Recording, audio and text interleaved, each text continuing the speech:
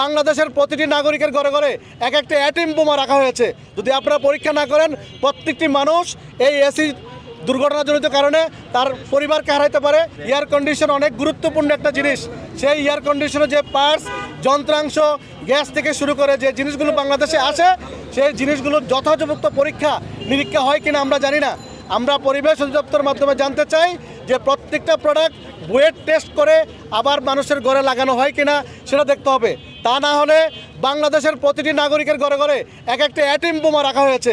যদি আপনারা পরীক্ষা না করেন, প্রত্যেকটি মানুষ এই এসি দুর্ঘটনাজনিত কারণে তার পরিবারকে হারাইতে পারে, তার মূল্যবান জিনিসপত্র হারিয়ে ফেলতে পারে। তো আমরা চাই পরিবেশ সোচ্চার হবে। পরিবেশ তার এখানে যারা দুর্নীতি করতে আসে, যে সমস্ত দুর্নীতিবাজগুলো আছে, যারা পরিবেশকে ব্যবহার করে আজকে সব জায়গায় কলঙ্ক ছড়াচ্ছে, সে সমস্ত মানুষদেরকে চিহ্নিত করে তাদের লাইসেন্সগুলো বাদ করে দিতে হবে এবং তাদেরকে দুর্নীতির আওতায় নিয়ে এসে তাদেরকে কঠিন শাস্তির ব্যবস্থা করতে হবে। আমরা আরও কী বলে অনলাইনের মাধ্যমে আপনাদের প্রিন্ট মিডিয়া বিভিন্ন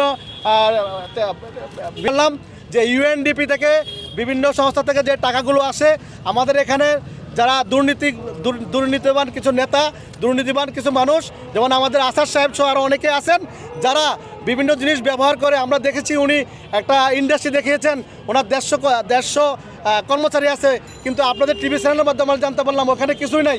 কবুতর বা হাঁস মুরগি, অনেকে জানে যেখানে হাঁস মুরগি পালন করা হচ্ছে। আমরা চাই এ ধরনের মানুষদেরকে শাস্তির আওতায় আনা হোক এবং এই সেক্টরটাকে দুর্নীতিমুক্ত করা হোক। এছাড়াও আমরা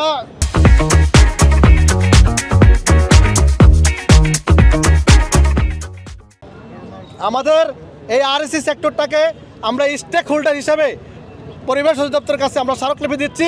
আমরা আমাদের দাবি, আমরা স্টক হোল্ডার হিসেবে আমরা আরএসিকে চাই এবং আরএসির প্রত্যেকটা বিষয় আমাদের, যেমন আমাদের মজুরি কাঠামো আমরা পাচ্ছি না, আমাদের টেকনিশিয়ানদেরকে আমরা ঠিকমতো বাংলাদেশের প্রত্যেকটা জায়গায় যখন কোনো কর্মচারী বা কোনো লেবার যখন যায় তখন মিনিমাম একটা রেঞ্জ থাকে 700 টাকা বা 1000 টাকা। দুর্ভাগ্যের বিষয় হলো বাংলাদেশের আরএসি টেকনিশিয়ানদের 200 টাকা দেওয়া হয়, অথচ তার ভাড়া যায় 400 থেকে 500 টাকা।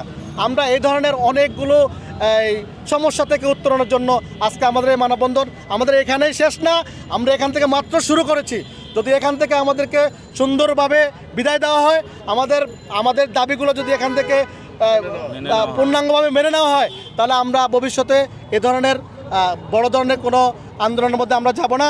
যদি আমাদেরকে এখান থেকে তাড়িয়ে দেওয়া হয় বা আমাদের যে যৌক্তিক দাবিগুলো আছে এগুলো যদি মেনে নেওয়া না হয়, তাহলে পরবর্তীতে আমরা সুদূর প্রসারী পরিকল্পনা নিয়ে বড় ধরনের আমরা আন্দোলনে নামতে পারি।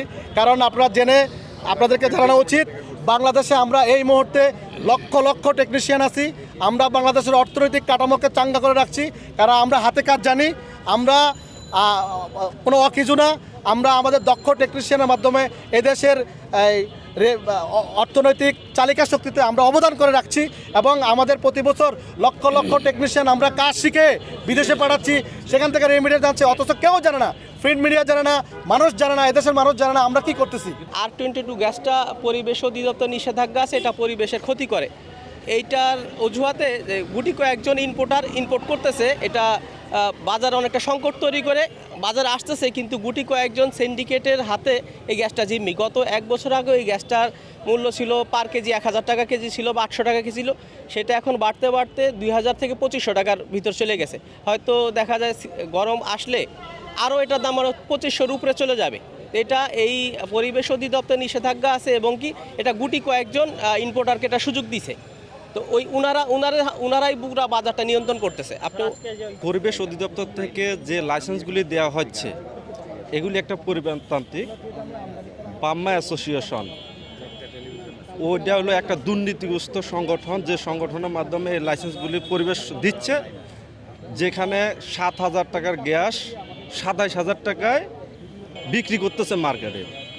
আমরা এই মানববন্ধনের মাধ্যমে জানাইতে চাই, ভুক্ত অধিকার দিয়ে যেন পরিবেশ তদারকি করে, যেন আমাদের আরএসি সেক্টরের প্রোডাক্টগুলি ভুক্ত অধিকারের মাধ্যমে যেন নিয়ন্ত্রণ করা হয়, মাসে একবার মার্কেট মনিটরিং যেন করা হয়, যেন 7000 টাকা দিয়ে কিনে 30,000 27,000 টাকা না বিক্রি করতে পারে।